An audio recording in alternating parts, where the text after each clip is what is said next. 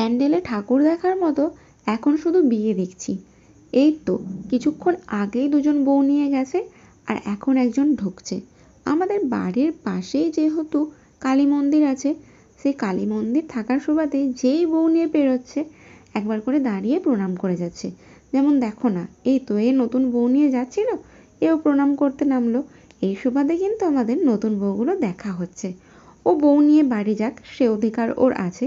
চলো আমরা বরঞ্চ বিয়ে বাড়ি থেকে ঘুরে আসি, কারণ এই বিয়ে বাড়িতে তো আমাদের নেমন্তন্ন আছে, তোমরা আগের ব্লগেই দেখেছো।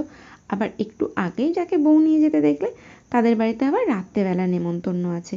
কে কোন বিয়ে বাড়িতে যাব এই নিয়েই কনফিউশনে আছি। যাই হোক, দুপুরবেলা আমি আর মা আর এদিকে মেজমার পিসি একই টেবিলে খেতে বসেছি।